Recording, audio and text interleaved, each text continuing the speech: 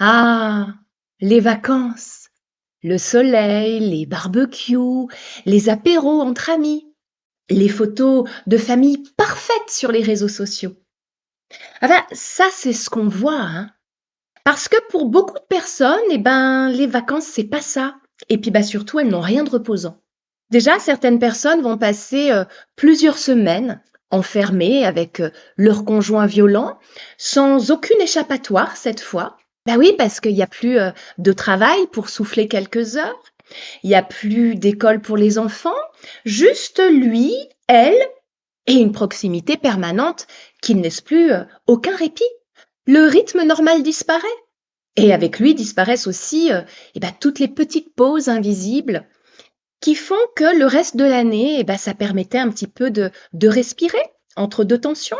Ajoute à ça les repas de famille, les invitations, l'alcool qui coule un peu plus facilement pendant l'été, et tu obtiens un cocktail qui n'a rien de vraiment estival. D'autres personnes vont retrouver une famille qui les fait souffrir depuis des dizaines d'années, et elles savent déjà, avant même de faire leur valise, qu'elles vont devoir sourire sur commande, répondre aux mêmes questions, encaisser les mêmes remarques sur leur poids, leur couple, leur choix de vie, leur vernis à ongles. Alors pendant que tout le monde autour d'elle parle de profiter en famille, elle compte les jours qu'il reste. Et le pire, c'est qu'on attend d'elle qu'elle soit reconnaissante. Après tout, la famille. Et puis il y a toutes celles aussi qui se reconstruisent après une situation grave, qui doivent gérer leur trauma comme elles peuvent, au jour le jour. Elles regardent tous ces sourires autour d'elles, ces vacances normales, et elles se trouvent complètement idiotes de ne pas réussir à en profiter elles aussi. Comme si en fait la reconstruction, elle avait une date limite. Comme si une fois l'été arrivé, on devait automatiquement aller mieux. Alors spoiler alerte, non, le corps et le cœur ne suivent pas le calendrier des vacances scolaires. Et puis alors, pour certaines, il y a un bonus spécial, une procédure judiciaire en cours. Ah, rien de tel pour se détendre au bord de la piscine que d'attendre un appel de son avocat, de préparer ses pièces pour la prochaine audience. Ambiance farniente garantie.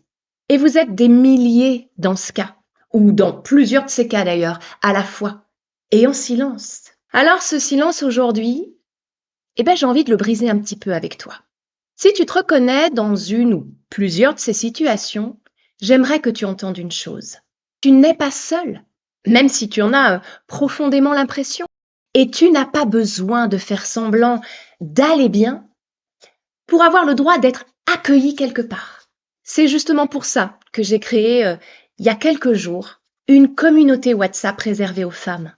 C'est un petit cocon où personne ne te dira que tu exagères, où tu pourras déposer ton sac quand il devient un petit peu trop lourd. Dans cet espace, les femmes ne se donnent pas de leçons. Elles se comprennent. Elles se rappellent qu'elles sont pas folles et puis qu'elles sont pas seules. Alors si tu en ressens le besoin, t'es la bienvenue. Je te mets toutes les infos en description ou alors dans ma bio. Alors moi aussi, en août, je vais lever un petit peu le pied. Enfin, lever le pied avec moi, c'est relatif. Ça veut surtout dire profiter de ma fille et retravailler mes ateliers en coulisses. Oui, je veux les repenser pour qu'ils soient encore plus adaptés à vous, à ce que vous vivez vraiment, pour vous aider à arrêter de subir ces situations et enfin pouvoir choisir, vous. Alors restez bien dans les parages. En attendant, je reste toujours disponible, de toute façon, je suis pas très loin.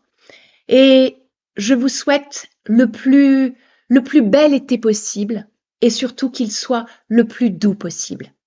Prenez bien soin de vous.